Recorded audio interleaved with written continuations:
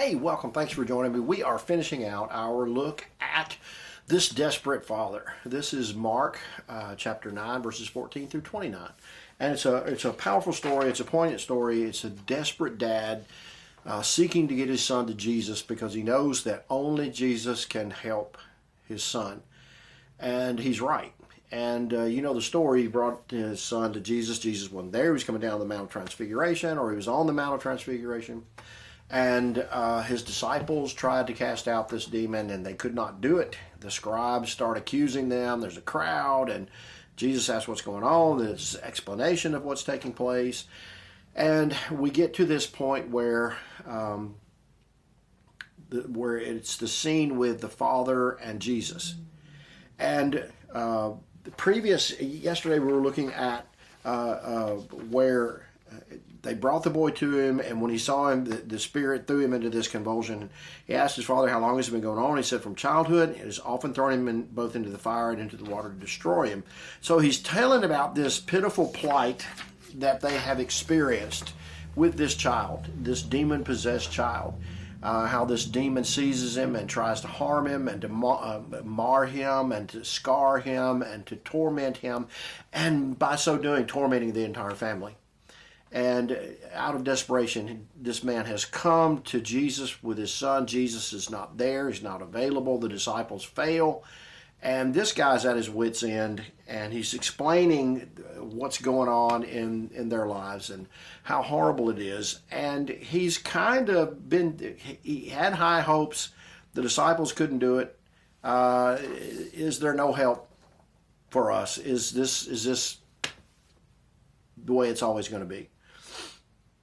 And so he says this, and I'm so glad he did, because so many of us have this. We just have the courage to say it.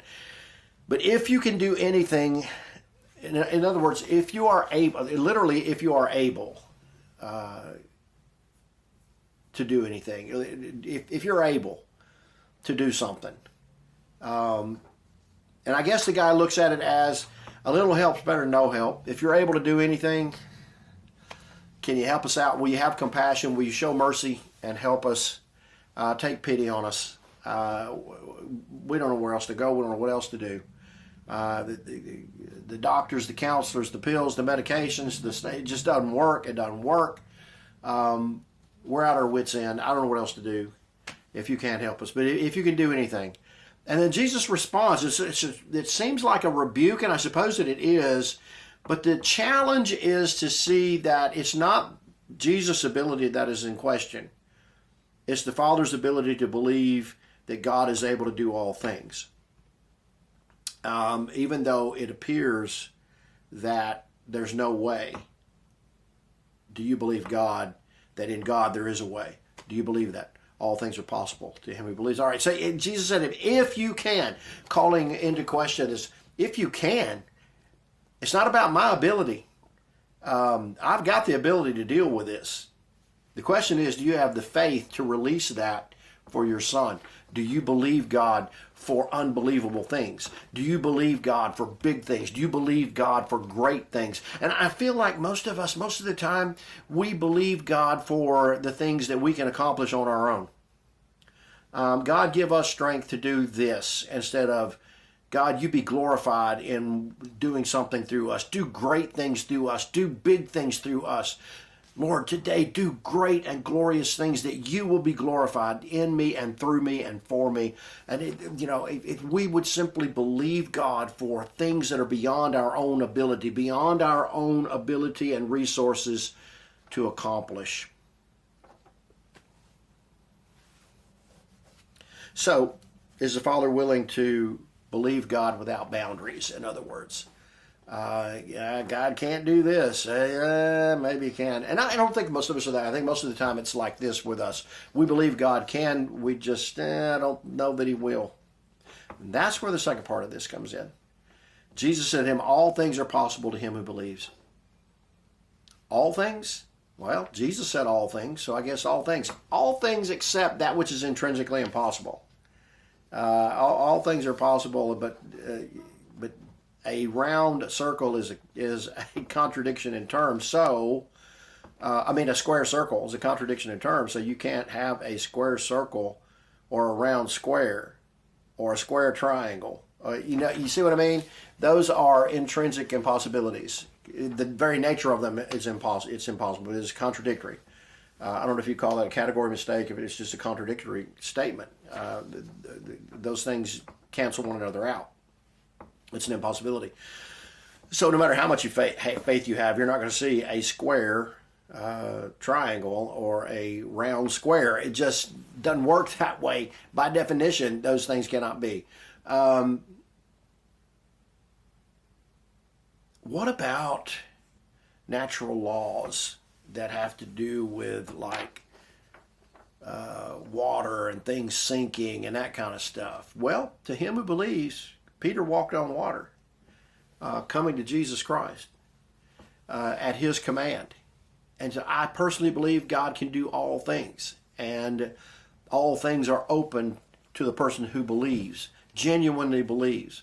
Now, do we leave it in the will of God? Absolutely. We leave that to God to do. The greatest expression of faith, there are two in the Bible that really stick with me. One is the thief on the cross, looking at another dying man on the cross and saying, I believe in you. Remember me when you come in your kingdom. This guy's dying on a cross. What do you mean coming into his kingdom? He believed. He trusted. He had faith that Jesus is the Messiah. And that is faith to me. Look across that guy and believe. Another example of that to me is Shadrach, Meshach, and Abednego. When they're going to be thrown in the furnace, and the king says, and no God's going to be able to deliver you out of my hand. And they said, well, whether God delivers us or not, we'll leave that up to him, but we're not bound down before your image. He may deliver us from the furnace. He may not. We leave that up with him, but we're not doing this. If that's the consequence, that's the consequence. God will do what what seems right and good in his sight. In his sight. So here's the big deal. All things are possible to him who believes. And I'm not trying to qualify that.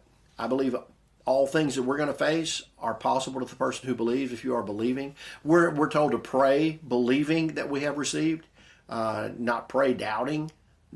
Doubt is so hard to overcome. We just, he's not going to do that. Oh, he's not going to make that person well. And he may not here. But none of us are going to stay here forever in this body. And I don't want to stay forever in this body. I want the new body. I want the glorified body. I know I got to go through death to get there. And that stinks because our bodies fail as we get older, and things hurt and things break down, and all of it reminds us that we don't have a permanent position here on this earth, and that we have eternity that we're coming into, and we need to be prepared for that, be ready for that. And so I live life longing for that perfection. I live life longing for that, but all things, he didn't heal so and so. Well, maybe not here, but perhaps he healed them permanently there with him. Be that as it may, Jesus has died to do away with the curse of sin. Yes, I still have to physically die because this body is corrupt, this flesh. I'm going to get a new body, one that's fit for eternity. And you will too if you're a believer. So all things are possible to him who believes. It's not about Jesus' ability. It's about this guy's ability to believe. Do you believe God for big, great, glorious things? And by the way, God's majesty and glory is most visible when human resources have come to an end. When God gets the glory is when our resources have been used up. Better that we seek God's glory and his majesty before we use up our resources. When Jesus, so he cries out, I do believe, I am believing, help my unbelief.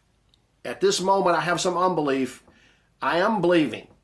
I am trusting you. I am believing God for big things. I'm believing you can do this. But then he asks for grace. Help me, because I know my faith is failing. I know the point of failure of my faith. Help me at that point. Help me. Who of us, has not cried that I do believe. I am believing. Help my unbelief. Help my unbelief. I need your help.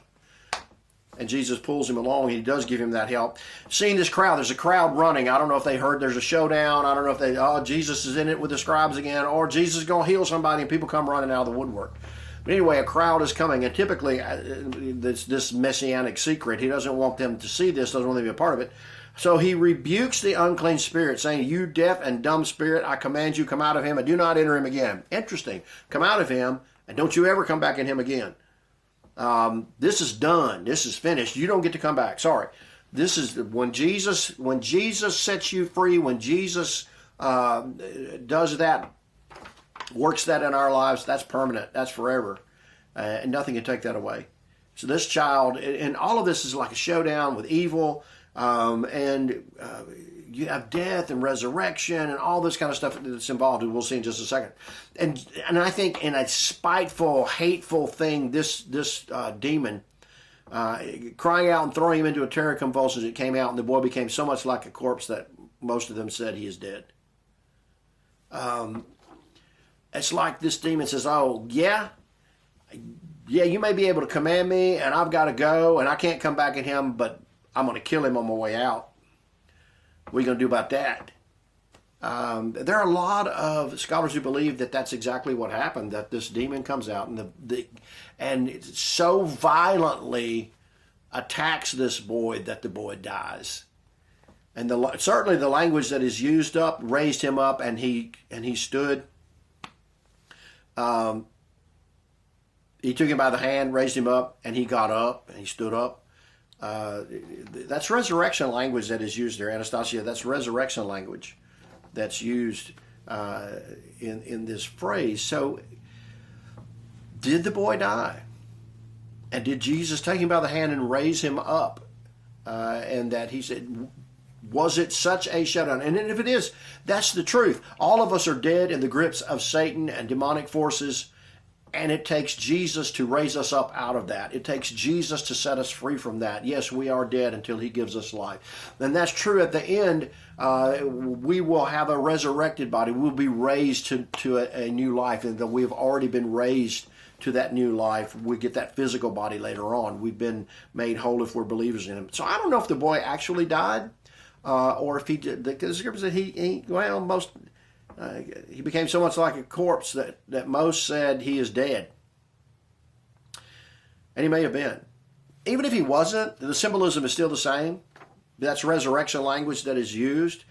They thought he was dead, and Jesus raises him up, and it takes Jesus to do that. And he got up. Then the scene shifts to the third, and when he had come into the house, what house? Don't know. His disciples began questioning him privately, why could we not cast it out? How come we couldn't do it? And he said to them, and this is sort of an offhand rebuke, this kind cannot come out by anything but prayer.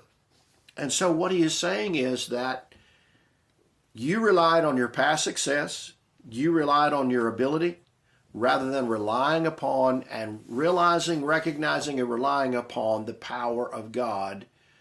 You relied on your past success and your own ability to do this, rather than prayerfully relying upon the power of God to go through you.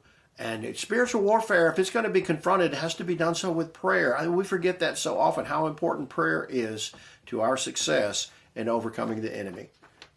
Prayer is the conduit by which power flows. And without prayer, we are helpless. Without prayer, we can do what we can do. We can accomplish what we can accomplish. Prayer is vital to the successful life of the believer. Well, this dad, this desperate dad who knows that Jesus is the only one who can save his son, sees his son delivered, even though by death, so radical was the release that only by Jesus raising him up. And I do like to think of that as that showdown that Satan or this demon says, I'll show you, I'll kill this boy. You might make me leave, but I'll kill him. And Jesus just eliminates that, resuscitates the boy, and stands him up. How awesome is that? And that's a picture of the reality that takes place in the life of everyone who comes to Christ in faith and believes in him, that they who were once dead are now alive. I pray that's true for you, my friend. Hey, we're going to put all this together Sunday. If you can be with us, we'd love to see you here at Troy First Baptist Church. Our small groups are at 9 o'clock. Our worship is at 10:15. We invite you to come along on the journey to worship with us. Until we meet again next week, I pray that God's grace and peace rest upon you always. Hey, listen, he loves you so much he gave his son Jesus that you might have forgiveness of sin, eternal life, and joy indescribable right here, right now. I pray that that's yours. And that peace rests on you, your family, your loved ones, your friends, your home, now and always. Until we meet again Monday, shalom, my friend.